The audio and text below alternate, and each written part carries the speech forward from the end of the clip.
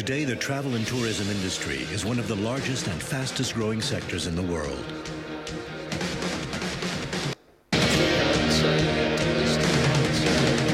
Sport tourism is a crucial part of the travel and tourism industry and will be instrumental in the sector's development. Economies are increasingly reliant on the combination of sports and tourism to put a destination on the map, stimulate economic development, attract tourists. Sport tourism offers a wide range of opportunities: participation, spectator, luxury, nostalgia. Tapping into that passion is highly lucrative. Eurosport is highly involved in the travel and tourism industry. We truly believe that the passion points of sport and tourism connect so well with each other. Eurosport reaches desirable European travelers with particular emphasis on business travelers. Eurosport offers innovative solutions to governments, tourist boards, airlines, and hotel groups. Custom solutions include media coverage of sporting events and country promotion, production of tailor-made editorial content. Can you tell us a little word about this place? There is no better way to see Durban at its finest. Multi-platform and interactive communication opportunities.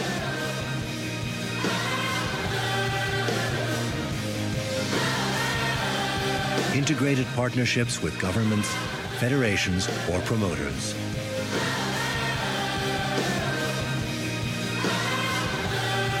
Eurosport commissions effectiveness studies through external companies.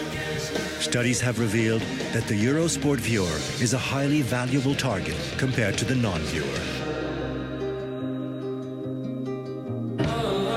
Thanks to our strong presence and expertise, Eurosport can assist advertisers and engage in efficient partnerships.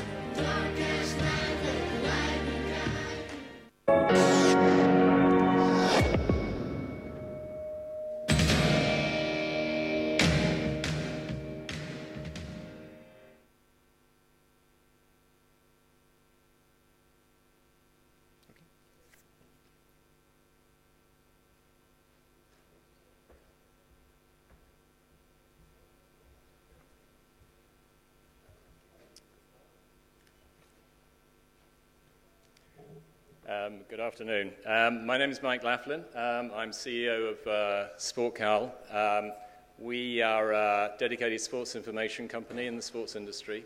And I wanted to talk to you today a little bit about our Global Sports Nations Index and to explain to you how the concept has come about and a little bit of background to the impact of sport.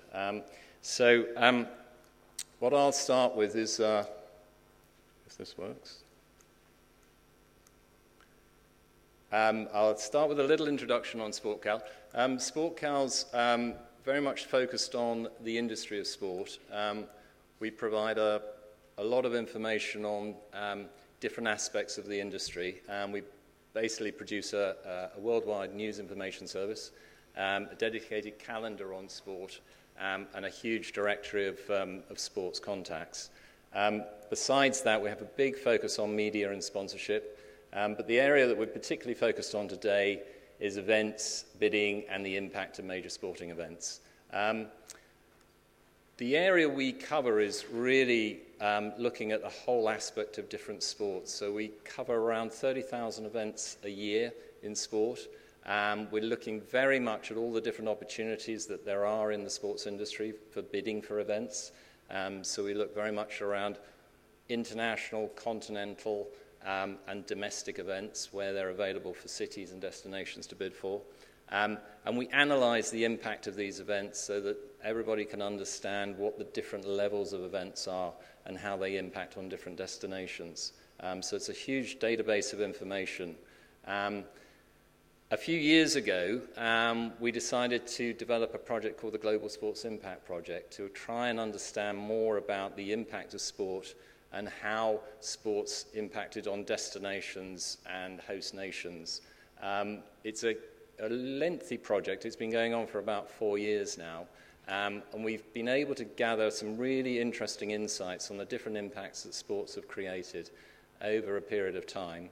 And the consequence of that was really looking at what happened out of London 2012. London 2012, as you know, was an amazing impact on this country. And what we wanted to do was really sort of look at all the different aspects of the event, how it was being delivered, but particularly what was the legacy, what were the impacts coming out of London 2012.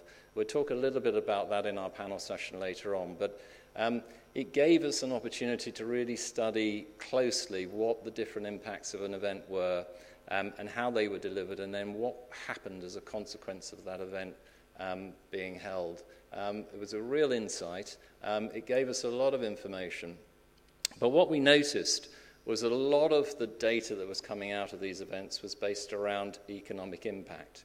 And we felt that everything was being sort of justified on economic terms, and we tried to understand how these different impacts were being presented. So what we looked at was we looked at different reports coming from the different events, and we noticed that they were all being produced in different ways. There was different methodologies, so the FIFA World Cup report was delivered in one way, the London 2012 report was delivered another way, and other events, other championships were all being produced in different ways. So what we realized is there was no common language amongst sports organizations and sports federations, and indeed host cities and nations. So when we were looking at the impact of events, we realized that you couldn't actually compare the World Cup to the Olympic Games or to World Championships. So we started trying to look at whether we could standardize and normalize this data into a way that we could understand the different size and scales of events. And also what we really felt was that there were so many other impacts that major sports events created. So there was media impact, the media reach, particularly now with social media and all the interactions that are going on there. We also saw that there was lots of different sporting impacts, either on elite athletes and the performance of elite athletes at major events, and whether they were more likely to win medals on their home events. So we looked at a lot of analysis around the sporting impact.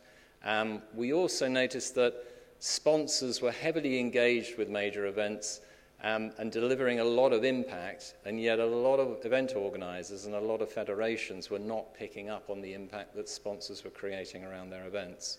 So we tried to look at the sort of impact that sponsors are creating around major events. And the final thing, and probably the hardest thing, is what's the real social impact of major sports events. And we studied a lot around the different ways that social impact is impacting on an event. And there again, it's a difficult area, it's very hard to define, so it was something that we really sort of wanted to try and look at in more detail. And what we really felt was that the full picture of the impact of events was not being delivered and not being created. And we felt that very much the narrative, the stories, the great experiences that are coming out of these major events, it just wasn't being portrayed in a way that really captured some great moments. So that was very much the sort of background to our project. So this year, we've published our first report on the Global Sports Impact Project. It's called the 2015 report because it's published this year, but it looks at all the major events from 2014. So it very much studies the impact of sport in 2014. We're looking across 77 major global events, so 72 World Championships, 5 multi-sport games. And we're looking at different elements and different bits of information around these events. So what was the economic impact? What was the social reach? What was the social implications of hosting these events? And so we brought together lots and lots of information and analysis and studied the impact of these different events. What we saw is that there are a number of events that were hosted last year that are actually very recent, and we've seen an explosion of new events coming onto the stage.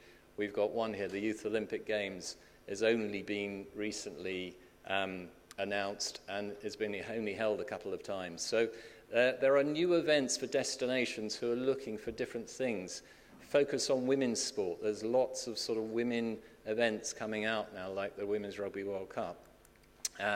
We've got 3x3 new formats for events, so people trying to change the way they're delivering their sports and thinking of new ways of presenting their sports. And new formats, exciting formats to try and encourage different people to play different types of sports. So the aspect we're here to talk about today is sports tourism, and we're going to get into what is sports tourism on our panel session. But what we observed is that sport does generate tourism, and it does bring people to countries. Here in the FIFA World Cup, the estimation is around 1 million overseas visitors visited Brazil during the World Cup. In Natal, which hosted 4 events, there were 180,000 spectators coming into the area. But what we want to see is what happened afterwards. Did it actually encourage tourists to come back to Brazil? Have they really engaged? And of course, what we're seeing now in Brazil is the fallout of the World Cup, where the main stadium is now up for sale. So there's some interesting impacts coming out of events, some that are positive, some that are negative. And we're really trying to sort of see where there's great examples, but also where there are bad examples, so that we can learn lessons and so that we can explain to people maybe how things could have been done differently. What we observed amongst the 77 events that we studied is over 13 million people attended these events. So in terms of sort of sports tourism, that's probably about 2 million overseas visitors coming into the major world championships, the major multi-sport games held in 2014. If we look across at the sort of the major sporting properties, which are annual properties, so things like the Premier League, the NBA, the NFL, we're seeing a huge number of spectators. Over 400 million spectators went to the top 50 properties last year. So sport has a massive reach. Premier League figures are looking at about 800,000 overseas visitors coming to Premier League matches during a season. So we're getting some big numbers, but what do we really know about these spectators, and how can we drive tourism, drive more impact through these numbers? So we developed a number of case studies from last year. Lars is here from Sport Event Denmark, and we'll talk a little bit about the World Half Marathon Championships. But an amazing concept. I used to work in athletics for the IAAF, and one of the most boring events I ever used to go to was the World Half Marathon Championships. It was truly awful.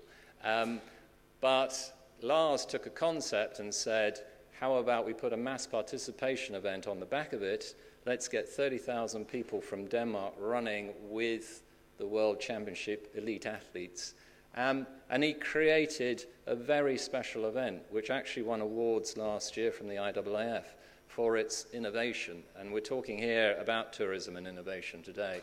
And he did it on a budget of about €2,500 through a social media Facebook page, which got 30,000 entries. So, and it made money, which was, I think, a rare exception amongst world championships. So it's a really interesting example of taking an event and rethinking the way that it can be presented.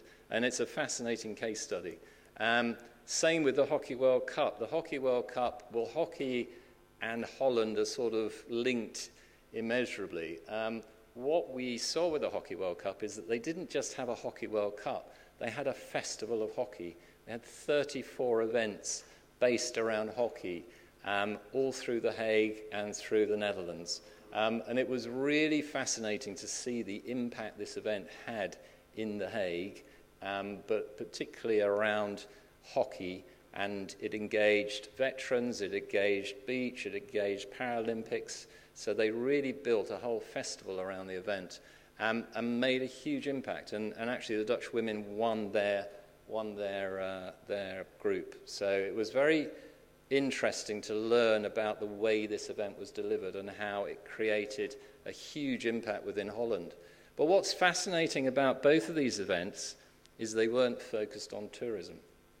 They were focused on people participating and being healthy and running in Denmark. And it was very much about the the people in Denmark being engaged in this event. The same for the World Cup of Hockey. It was a festival for the Dutch. There was some tourism, but it wasn't so much. And this is what we're sort of saying, is that there are lots of impacts around sports event. It doesn't just have to be about tourism. And it's understanding what's the objective, what are we trying to achieve, and have we achieved that as an outcome. The Winter Olympics, obviously Sochi became famous for the 50 billion that it cost to put on the event. But it delivered some really strong impacts, and obviously it's created a winter resort now in Russia that a lot of the Russian people are going to rather than coming to Europe. So whilst it cost a lot of money, it had some really amazing impacts. And obviously the FIFA World Cup, the positives and the negatives of the FIFA World Cup. There's some interesting aspects to that in our case study, so certainly worth looking at. And this comes on to the index. So the index basically is built out of all the data that we've gathered around these major events. So it's all the information that we've pulled together. And what we've done with the GSI project is we've given a scoring system to each event. So we've given a rating to each event to say, what sort of size and scale is that event? Is it an Olympic Games and it's sort of up here? Or is it more a World Championship and it's down here? So every event gets a weighting based on certain indicators that we're using, and it creates for us a value. We add those values up based on each country and each city, and we aggregate the numbers together, and that gives us a value. So what we're looking at here is that Russia attracted 37 events over a 14-year period. So we've extended our range to 14 years. So it's 2009 through to 2022. And of those 37 events, if we aggregate the value of each of the events that they've hosted, so the Winter Olympics, the World Cup to come, they've aggregated 41,000 points. They're just ahead of Canada. Canada are sort of catching up with them. As you can see, Canada have actually hosted more events, but they're of less value to the ones that Russia have managed to attract. So they've got more events, but they're not as significant as some of the events that Russia have generated. UK in third. But what we're seeing is actually the sort of the top area, our top six, haven't moved a lot. Maybe a few points have changed around. France have moved up a little bit through sort of attracting one or two major events, Women's Rugby World Cup amongst them. Italy have not been bidding so much and are dropping down the index. That's something we've been noticing quite a bit. Japan, first time for them in the top 10. Obviously, they've got Tokyo 2020, but they've also got Rugby World Cup and Asian Games. So they've got a number of events that they're building off the Olympic Games. If we go to our 11 to 20, we see Korea falling out of the top 10. Denmark moving up, gradually eking their way up year by year, so up 1 point to 14th. But Australia actually suddenly coming back onto the pitch. Australia in the early 2000s were very much the dominant country, bidding for lots of events. They had the Olympics, they had Commonwealth Games, but they stopped bidding. And what was very noticeable is that they were quite a way down our index. They're now starting to wake up and come back up. And Qatar, well, we've now pushed the index out to 2022, so the World Cup in 2022 now scores. But they've been very active. They've got the World Athletics Championships. They've got badminton. So they've got a variety of things going on there. And if we then move to past, we can see over the period of the last 7 years, China have been the most active over the last 7 years, as have Canada. And gradually what we're noticing is that Russia and co are sort of starting to move down that pitch, but USA are definitely coming back into looking for events. If we look forward, these are the nations that are looking to attract events now in the future. And I think this is very interesting to see who's pushing hard to get future events. So Russia up high, Brazil up high, Japan up high, and gradually some of the European countries are dropping down our index. We do the same analysis for cities. It's slightly different with cities because obviously a country can host an event in a number of cities. So we've just seen the Rugby World Cup hosted in a number of cities around the UK. So we have to spread the points out around a number of cities, so it's not just focused on one city. But London still number one, so Ian Edmondson here from London and Partners will be talking about how London got to number one. Rio obviously moving up because we're right in the midst of their cycle between the World Cup and the Olympic Games.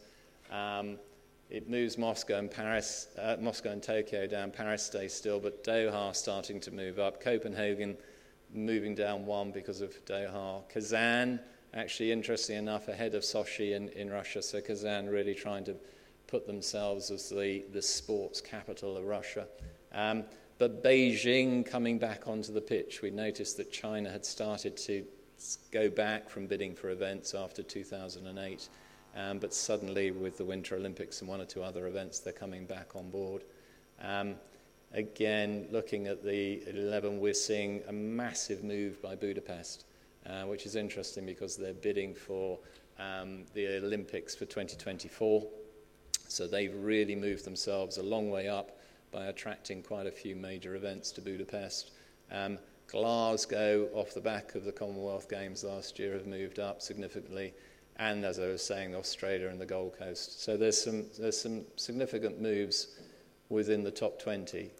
If we look past London, dominant over the past 7 years, Moscow behind them, but we see sort of Kazan and Doha quite strong in the past. Auckland actually were quite strong.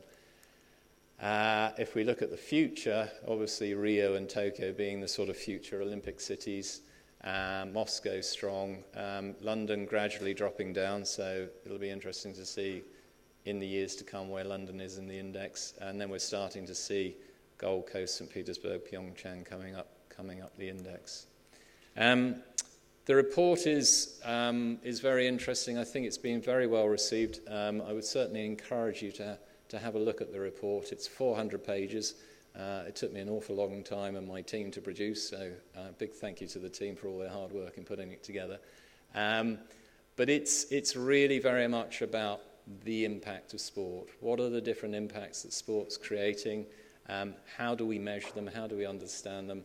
Tourism is a key part of it, but it's not the only part of it, and it's very much about trying to get a holistic view of what the benefits are of hosting events. So hopefully that gives you a bit of an idea.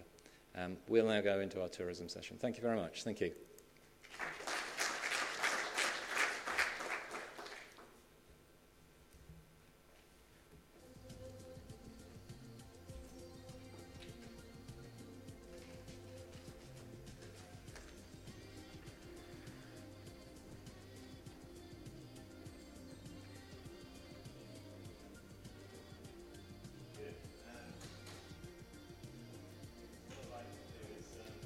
Ask each of the panelists just to give a very brief introduction to themselves, just so you get an idea of everybody.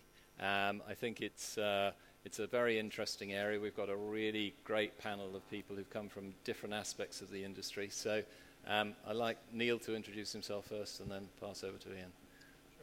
Thank you, Mike, and good afternoon, everybody. So my name is Neil Carney. For the last 12, 13, 14 years, I've been working on what we in the industry call the five-ring circus on major international sporting events, including the London Olympics in 2012, and most recently the first edition of the European Games held just this June in Baku in Azerbaijan. Ian. Yeah, my name is Ian Edmondson from London and Partners. I've been in post since 2008.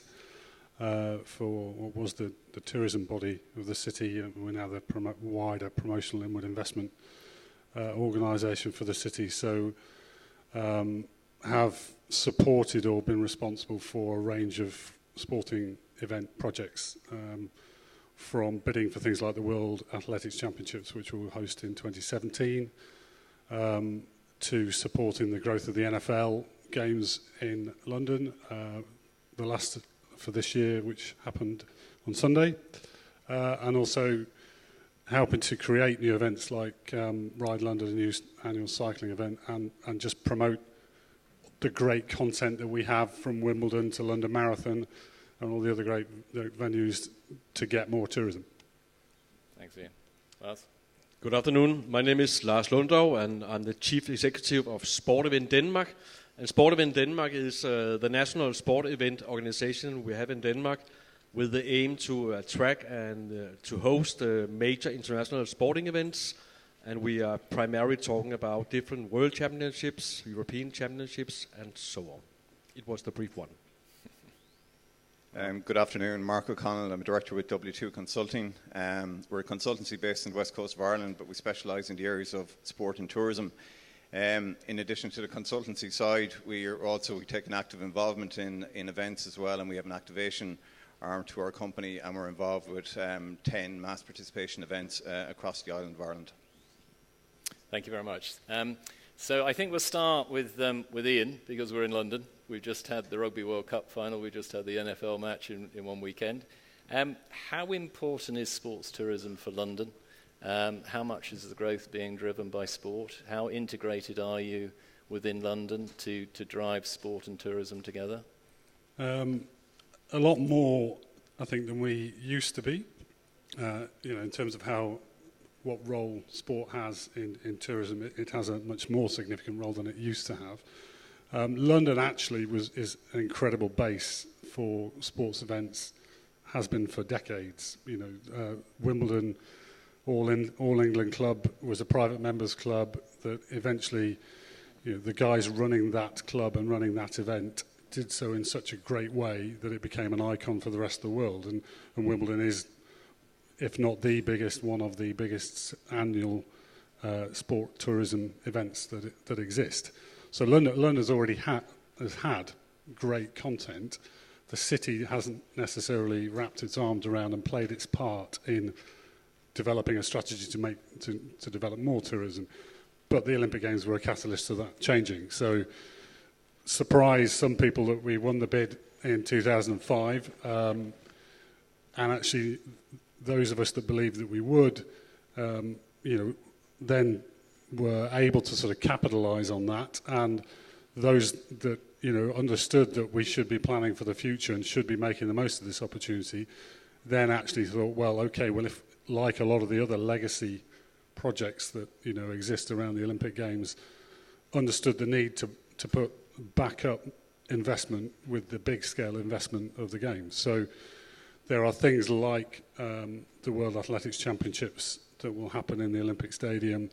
There's things like the track cycling World Championships that will happen in the Olympic Velodrome next March. There's other projects like Ride London, which I mentioned, which is a new content for the city that could never have happened had we hosted the Olympic Games. So there's those sorts of events. Some of them have cost more city investment to get some of the impacts that you talked about. Some of them have been able to, divert existing resources to enable them to happen without so much money. But the city recognised that it should back up its investment in the Games and plan and coordinate, do what it can to support sport, tourism as a sector. And it's a high-profile sector because so many people are interested in sport. Because I noticed figures for last year, record levels of tourism in London, 6% growth. So is that driven by sport, or is that just affected by sport? Yeah, if you think of the projects that I work with, and the same would apply to Lars in terms of some of the projects that we're working. I'm probably only working with a handful or a dozen events a year. London as a destination has 19 million international visits a year, approximately the same amount of domestic visits a year. If you actually look at an NFL game in Wembley Stadium, that's 84,000 people for sort of capacity of Wembley Stadium for an NFL game. The number of international tourists that come to an NFL game is about 3,000. Mm-hmm. The number of domestic tourists, is quite high. We've got about 70% of that 84,000 are domestic tourists. So for an event such as that, domestic tourism is a huge part of the economic value to London.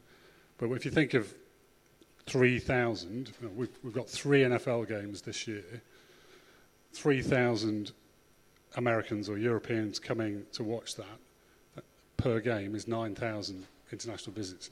9,000 against a context of 19 million, we're one of the most visited cities in the world. It's actually a drop in the ocean, and the amount of money they spend, given it's a one-day event, is nothing like the amount of money, for example, that's spent for you guys attending here for this event in Excel as a convention centre and spending, not your own money. You're often spending business, your business's money to stay. You'll stay in a more expensive hotel. You'll eat out more than you would do if you were, with your family, sort of thing. So, in that context, sport isn't a big part of it. But politically, from a media perspective, it punches way above its weight because so many people, either at domestic level or an international level, consume sport from a media perspective.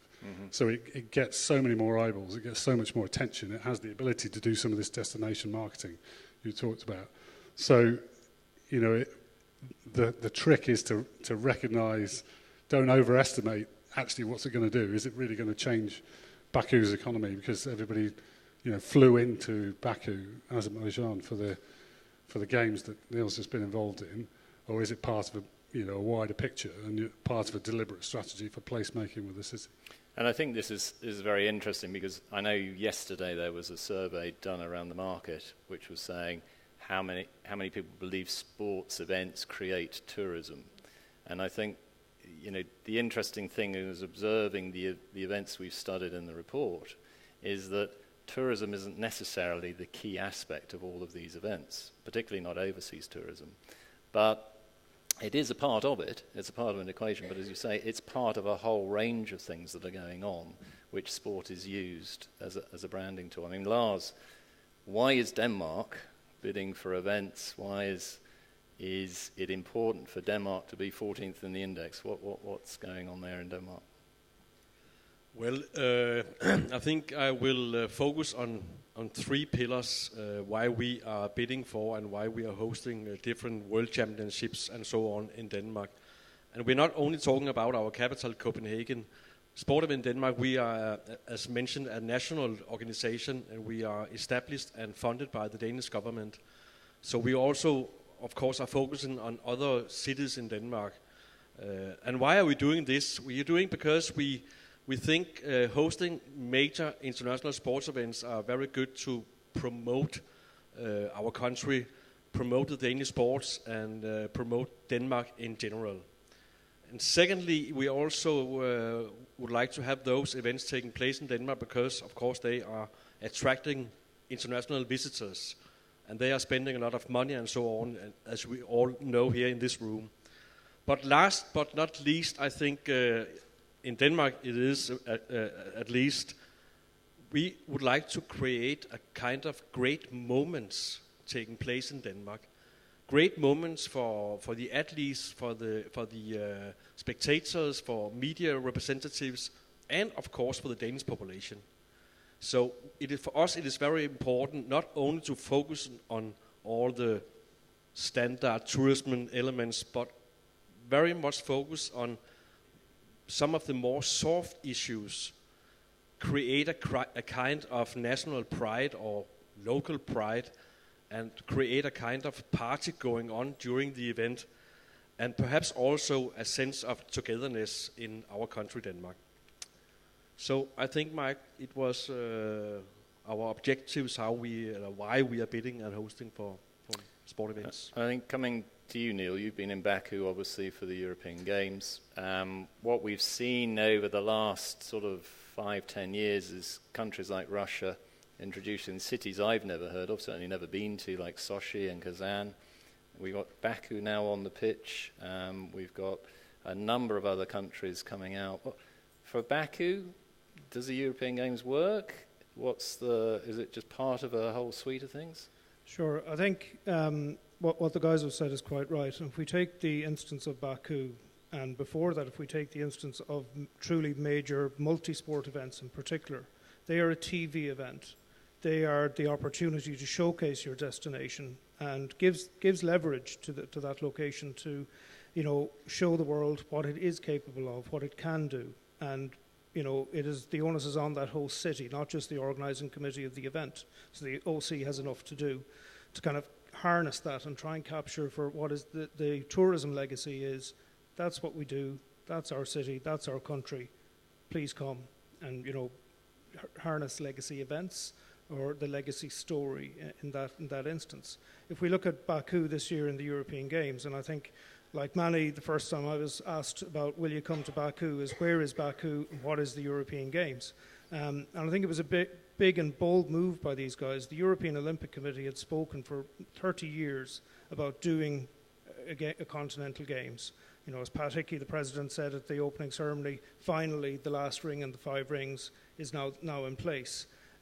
But speaking about events and doing them are two very different things. And Baku put its hand up and said, okay, we'll take the concept compared to the normal 7 years, we'll do it in 2 years, we'll pull it together, but we'll do it in a manner which is befitting of Baku. And that was because it's only part and it's only the start of their journey. For them, this was the first step. It was putting the name out there, Azerbaijan, doing little things like Atletico Madrid, Champions League final, on the front of the jersey, Azerbaijan, Land of Fire. European Games was the next step. Formula One is coming next year on potentially up to a 5-year cycle. You've got the European Football Championships in 2020. And given Baku's location and given its potential, I can see from seeing what their leadership of that country is doing, it's investing in sport to create the network and create the opening for those opportunities.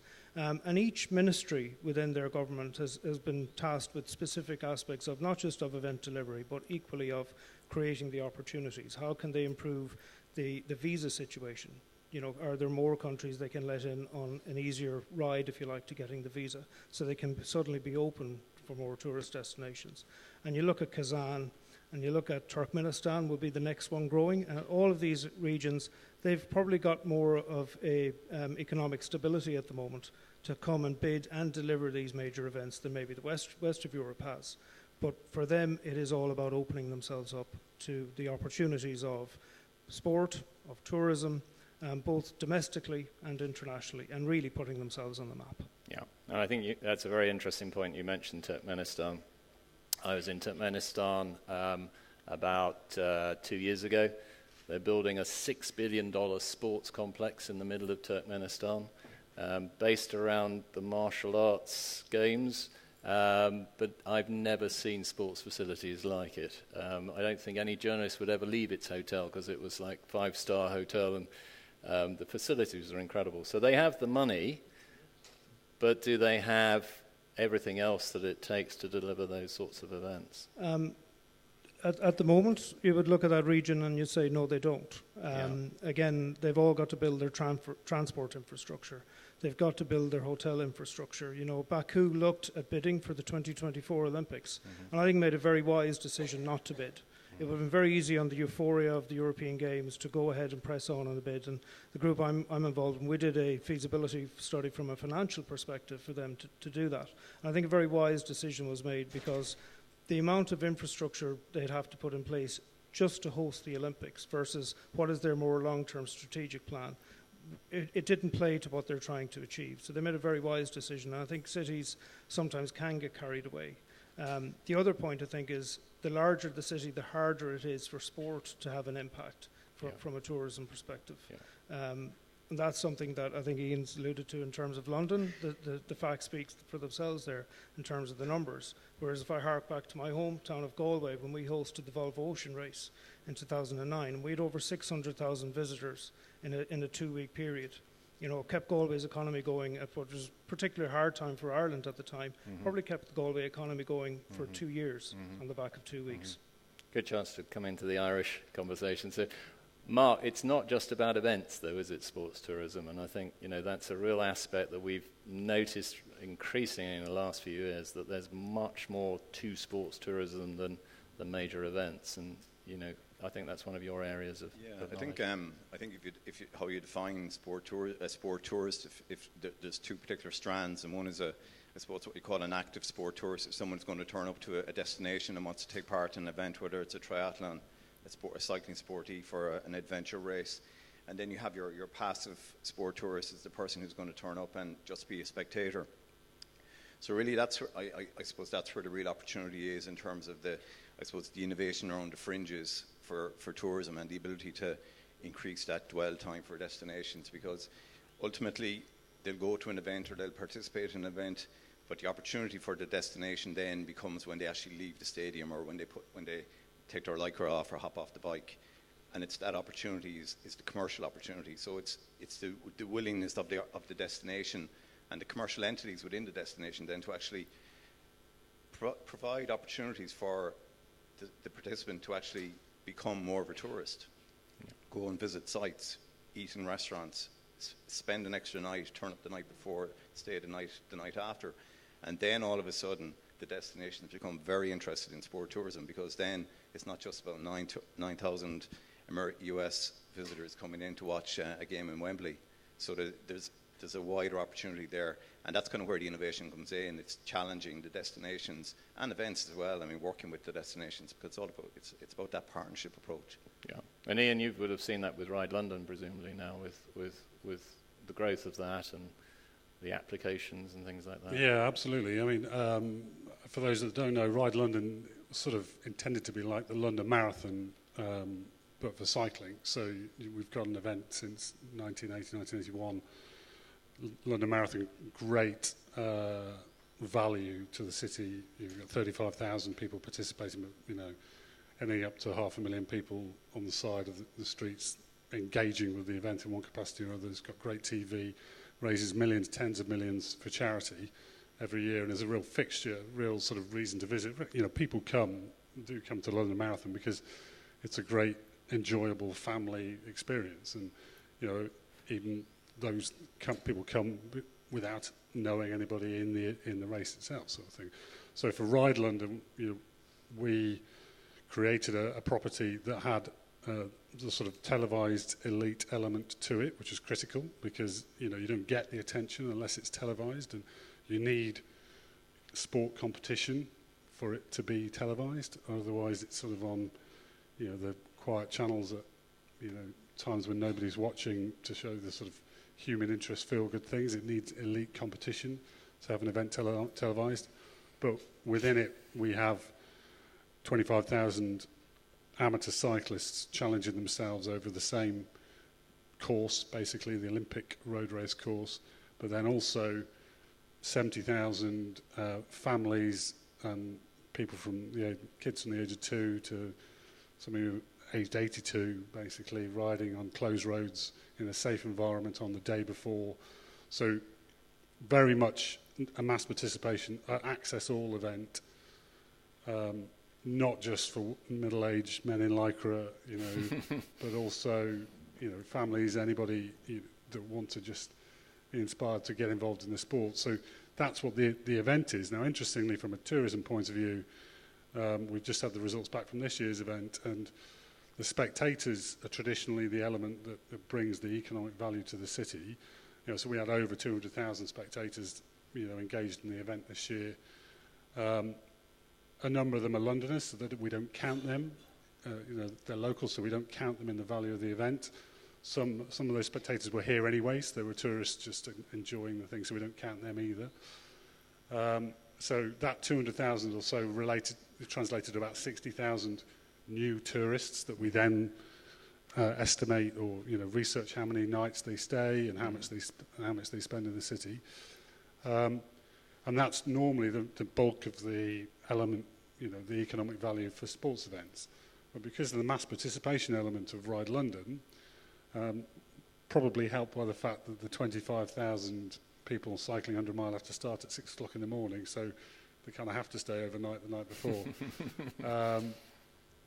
But those families that come, each participant on average had nearly 3 other people seeing them. And in the overall participant element, we had nearly 60,000 counting participants towards the economic value, as well as the 60,000 spectators. Yeah. So, from our point of view, the nature of that event is very good from a tourism point of view. We're getting, great numbers back. but do scale up to something significant. You know, you're talking tens of thousands of people over one weekend then, or, you know, even over hundreds of thousands. So, you know, that then does become something of, you know, value and something that you can measure and get the success of. And I think obviously cycling's been one of the great success stories post-London 2012. We've seen massive increase. I mean, Richmond Park, where I live, you know, thousands of people out every morning cycling, Sunday mornings. Lars, in Denmark, you had the half marathon. What was the thinking behind changing my most boring event into something really interesting? But also the legacy of that, you had another half marathon this year as a consequence of that. So where did the thinking come for that? Did it just happen, or was it carefully thought out? I think it started for some years ago. Sport in Denmark and the city of Copenhagen had a meeting with the Danish Athletic Federation, and we were talking about what kind of athletic event could we look into and try to attract to Copenhagen or to another city in Denmark. And as you know, Denmark is a quite small country. We're only 5.6 million inhabitants, and we don't have any huge track and field stadium. And you have one, congratulations. So we couldn't make the track and field, so we said, okay, perhaps we should look into this half marathon world championship. And Mike, you're right. It was very boring in the old days. I know. So we said, if we should try to host this world championship, we have to add something new. And we came up with this idea to combine the world championship with 250 elite runners from 60 countries, I think so, with this huge mass participation race. It took place on the same day and on the same course. And we had nearly 30,000 runners, and I think 10% of those 30,000 was from international other countries. So it was a huge success, and the Danish police authorities said that there were more than 200,000 spectators in the streets of Copenhagen during those hours. So it was fantastic, and we were perhaps a bit lucky because it was end of March last year. And in Denmark, end of March, it could be freezing, it could be snowing, but it was actually a very nice weather. The sun was shining and so on. So, and the legacy after this combined World Championship with this mass participation race is that we now in Copenhagen have an annual international half marathon race going on end of September every year. And Neil, coming to you, legacy is a key aspect here of a lot of events. I mean, it's a sort of popular buzzword, but events really do deliver quite a legacy to the countries. And maybe you could sort of talk a little bit about from London and from Baku, your experiences. Yeah, no, they do, and it's sometimes it's maligned because you take what's happening in Brazil post the World Cup, and as you mentioned, the stadium up for sale, and too often people look at legacy and they see the building that was built for the event and say, oh, is that a good or a bad thing? The legacy that most events really look for is what is, you know, if we take what Seb Coe said very early days in part of London, inspire a generation. And it's all those kids and families that suddenly participate in sport and, as Mark said, can become the sport tourist. Does dad suddenly take up triathlons and bring the family? And when dad's out of the Lycra and gets a bit of a rest, are they going to stay at that destination? And I think that's some of what the legacy can be, is how can the destination grab hold of all of those people who are captivated on their TV screens or in the stadiums looking at the sport event and showcase them what's beyond the field of play, what's there for them. There's also the human capital element that's left. You know, London 2012 poured 6,000 people out of its doors when it finished up. Many of whom would probably thought they could take on the world, few who could, but many of whom who have some real genuine skills, attributes and capabilities to deliver events on a smaller scale, to move out of the event sphere and into other aspects of destination management and tourism within the wider industry. And that's something, if we take what we've done in Baku, we had a country and a city which didn't have a huge sporting tradition, didn't have a huge capability in terms of delivering major events. It effectively had Eurovision 2012 and not much else to show for itself, and was quite open and honest about that. Brought in a group of international people who put the structure together, but more importantly, probably invested our time in building up that human capital. So when they've got Formula One, they have the Chess Olympiad, they've got the Islamic Games in 2017, they've got the European 2020 Championships. That human capital is left there, not just to deliver what's going to happen again on the field of play, but now being able to market itself, now being able to kind of leverage off the exposure it's getting, and no doubt will get as years go on. Yeah. And I think, Mark, coming to you in Ireland, in our index that we announced today, Ireland have gone up significantly in the sort of the global nations index. They're up to about 49th, I think, so they're going up about 11 places. We know sport's so key in the Irish market. How do you drive sports tourism around the country? What are the different aspects that you can develop there as impacts, not necessarily just events related, but... I think the first thing in a destination like Ireland, it doesn't have huge budgets for attracting major events. So it relies on a level of, we'll go back to the word innovation again, in terms of using and encouraging destinations to create events or attract more participation events. And actually, in fact, one of the most successful events that was hosted in Ireland, other than the Ryder Cup a number of years ago, was the hosting of an American football game where 35,000 Americans, which is kind of against the grain they went to Ireland previously. Yeah. But it was actually the biggest single movement of Americans out of the States. It was around St. Patrick's Day, wasn't it? Was it around St. Patrick's Day time, wasn't it? No.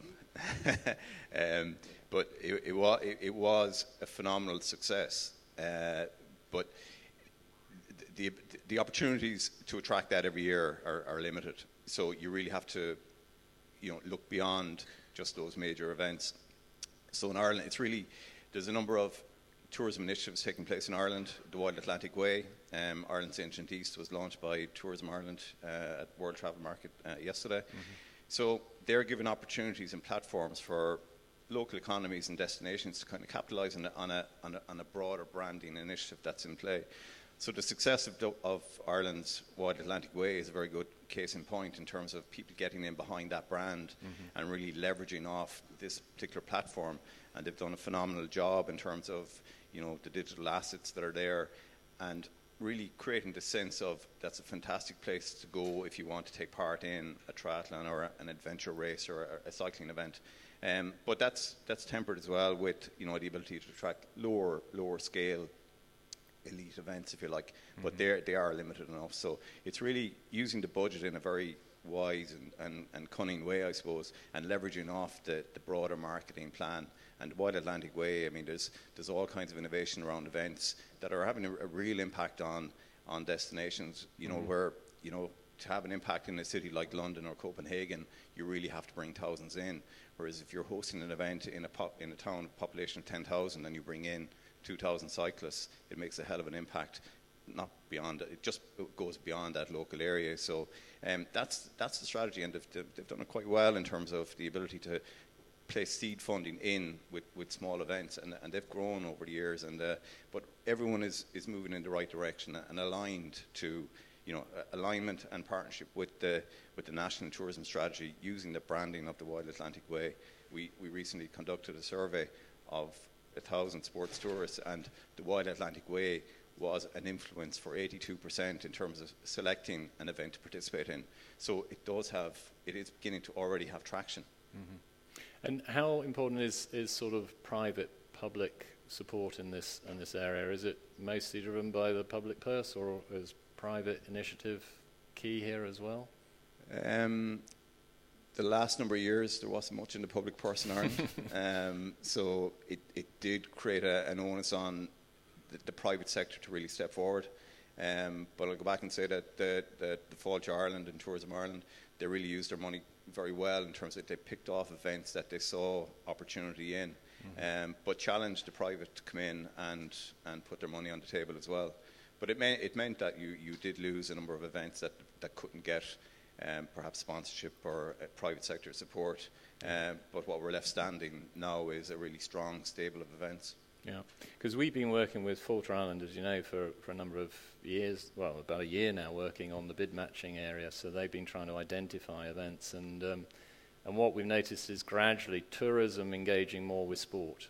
And I think that's one of the aspects that we've really noticed a lot, is where sport, tourism and government sort of talk together, you start to get this conversation going. Whereas if they're disjointed, you don't seem to get that sort of operation. I met with the Japanese Sports Commission. Japan have just formed a new sports commission to specifically work sport and government closer together. They had lots of ministries working opposite. I don't know, in Denmark, how does it work? Sport Event Denmark, you're fairly unique, aren't you, in the sense you're a dedicated sports events agency. There's not that many of you around, really, is there? So how did that happen in Denmark? What drove that? It happened during the last many years, but it was, you can say, it was boosted for 7-8 years ago when we had a minister for sport and culture in Denmark who was and still is very sport interested, and he said we have to try to get even more world championships and European championships placed in Denmark. So he found some money, and then we were able to pitch for more events. So that's how it was. Yeah. And London? Just talking about that public-private partnership point, I think some of the things. Fortunately, we're in a city that has a huge amount of resources, huge amount of commercial activity, huge amount of investment. So things that are multi-million pound actually probably relatively small in the scale of the whole economy and the buildings that are going up all the time here, sort of thing. But relatively speaking, our experience has been about doing things, spending money wisely. So the point about finding those opportunities and trying to match them up with other investment is absolutely critical. And you talked about the future of London in the world of sports tourism, going forward, and it's going to rely on that even more going forward. And how do we match up with those investors that are out there that are looking to make their own statements and make a difference? And that's what NFL, the growth of NFL, is led by the team ownership in the US. They're the ones doing the majority of the investment here. They see the opportunity here, and we support them. So it's the public involvement in a lot of London's development is relatively light in a lot of that. But I think what I would say is a few key signature milestone things are critical probably in sports tourism or a destination generally. It's the ability to make, in our case, to win the London Olympic Games, that so much has been built off that, and people then are trying to seek the way of capitalising on that. And some people think it's a cash cow, and it wasn't a cash cow for some people. And then you've got to think smartly about what you do. But I think what happened is, in that instance, there was a large public investment that people, governments, public civil servants recognised the opportunity and wanted to make that investment for more than one reason. It wasn't just the economic bit. So similarly in Denmark and in Ireland, etc., there's it's those big one-off things that make a difference, as Lars was saying, because it was something for the people, or something that makes a difference to their own communities. That it's those things that under which you leverage other opportunities. And I think that's the role of the public investment in this, is actually saying, well, what is relevant? Actually, there's a huge growth in cycling in this country over the past 10 years. It's kind of a bit of a ripe opportunity to create something like Ride London, because it's capitalising on that opportunity. It wouldn't necessarily be the same if we picked a different sport, or even cycling as a sport isn't necessarily particularly relevant in some other markets around the world, sort of thing. So it's about having that one key, or a couple of key things where there's a reason for the public to invest for a wider reason, and actually those that aren't necessarily interested in it from a resident's point of view, or negatively affected from a resident's point of view, at least kind of understand that, oh, well, actually, I'm not necessarily a sports fan, but I get that the Olympics is a big deal, and therefore I understand that there's, there's charity fundraising raised through this event, or there's good that's going to come of this, rather than just some people trying to make their private money off things. And I think anyone who was in London during London 2012 would have seen the most extraordinary thing, that actually the Brits were proud to be Brits for a nanosecond. It was suddenly, we were extremely proud of our country, our team, all the things that developed. And that's one of the things that we're alluding to in the whole Global Sports Impact Report is you can't measure pride. It's really immeasurable. You know yourself, when you're at the end of the half marathon and you've seen 30,000 people in Denmark running, there's a sense of achievement, of pride, of something very special. You can't put a money value on that. And far too often we feel that within governments, tourist agencies, a lot of pressure's put on the economic justification of these things, and actually there are so many more things to sport than that. And just witnessing this weekend, Rugby World Cup final, the thing that made the paper on Monday morning was the fact that the gold medal was given to the young guy who ran on the pitch. That wasn't really about winning the World Cup. That was a piece of spontaneous reaction that went viral around the world. Yeah, and we've been fortunate in London, and a catalyst from a London point of view in terms of your ranking and other things. The catalyst for us has been having a mayor. We didn't have a mayor. We had a local government before. Since 2000, we as a city have had a mayor that's enabled some leadership, and we've had two very strong characters and successful in their own way. Ken Livingstone, who was the one at the heart of the London Olympic bid in the first point, and then obviously Boris Johnson in the times when it come to taking the glory and things like that. But both of them absolutely understood the power and the sort of value bit of it, the economic value bit of it, but the sort of social or the unquantifiable value of it. Both of them really understood that, and they're very quick. Political leaders have to be quick to make judgments and see who they would invest in. But you can see it in both of those people I've met and had to work with. They get it. They absolutely get the value, and they get where they should intervene, or they should show leadership to enable other things to come off the back of that. So, that I think is a critical part of this is strong leadership. And if you if you just left it to officers like us to sort of try and set up committee meetings and try and say, well, let's do this and let's try and stimulate something, there's too many reasons why somebody will say, but you can't do this, but what about that?